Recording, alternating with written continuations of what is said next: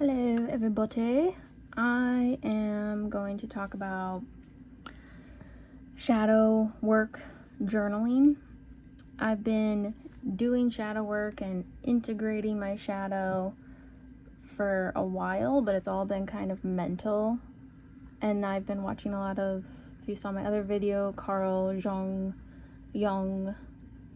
videos here on YouTube that have been really helpful, just to kind of understand things that I've already intuitively known about myself as someone who's coming into their authenticity and finding their true self, uncovering their true self, and kind of letting go of lots of masks and performances. He calls it the persona, but there's many ways to say it.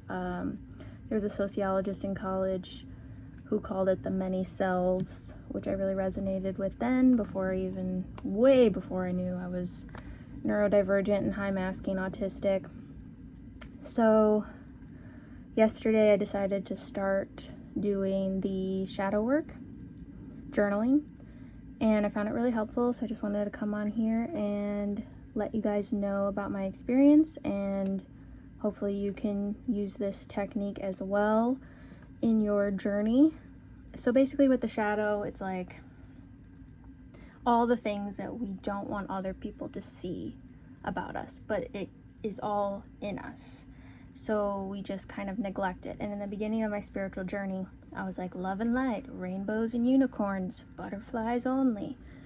Anytime anything negative would come up or something bad would happen, I would just suppress it and not explore where the wound is coming from. And all of these wounds are pretty much from childhood. Like, you're being triggered now in the present, but the wound is really old from when you were a kid. And they can really range, but if you really sit with yourself and ask, like, where is this wound coming from? You could get a memory pop up in your head. You could hear a song. You could see visualization stuff going on.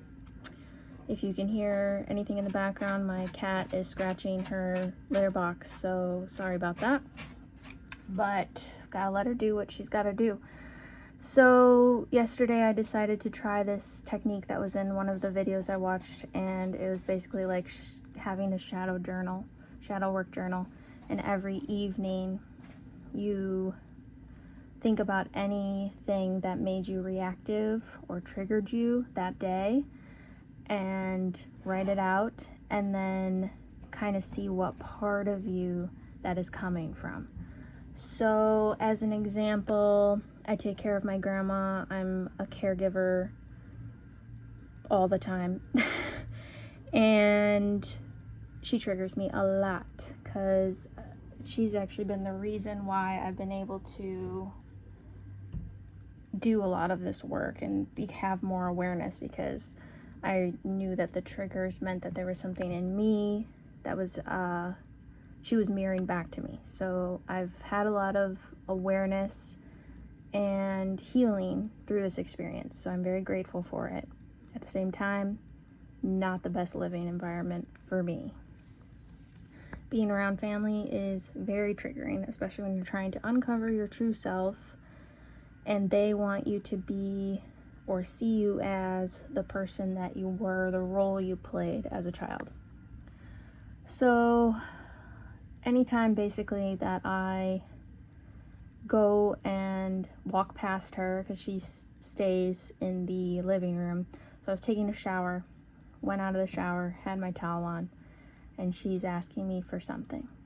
And I feel like every time I want to do something for myself that's just for me, not including anyone else in the house, she picks up on that somehow.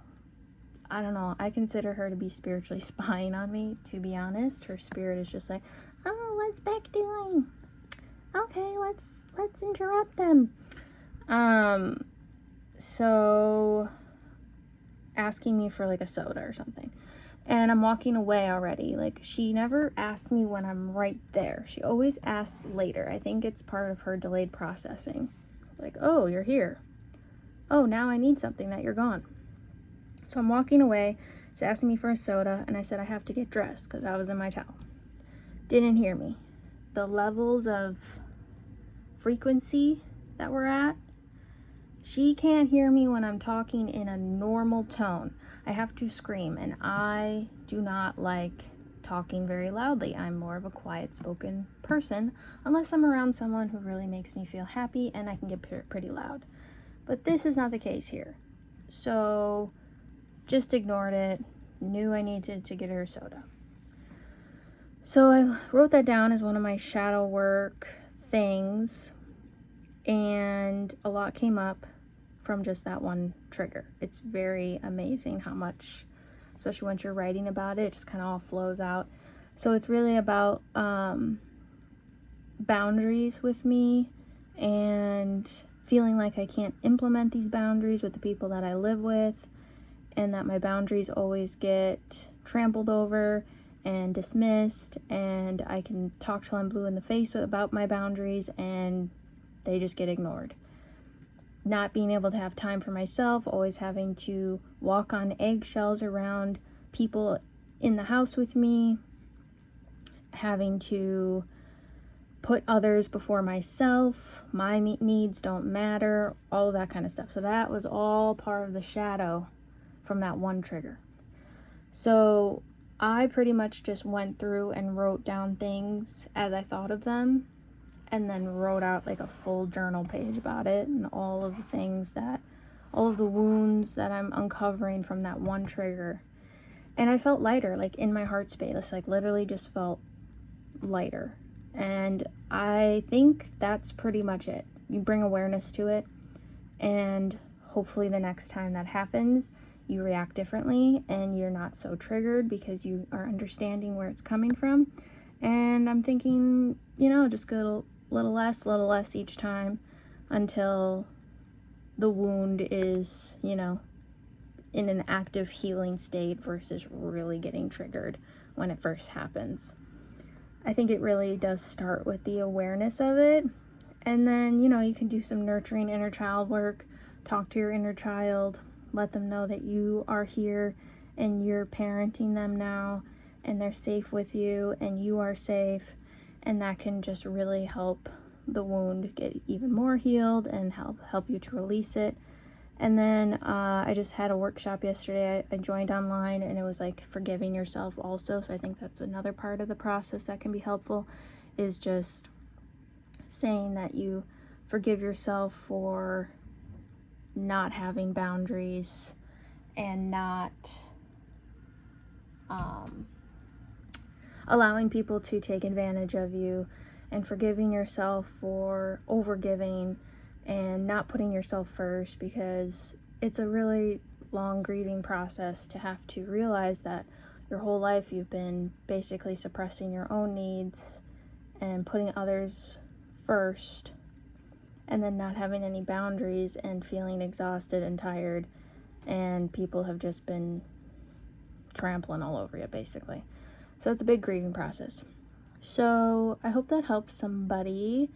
I'm gonna keep working on this daily to really just bring awareness to more of my triggers and how I can self-soothe in the moment, and know that whatever's happening right now isn't what's triggering me. It's the deeper wound that I've been carrying for so long. So yeah, let me know in the comments if you've been doing any shadow work stuff and what's been working for you. All right, see you later.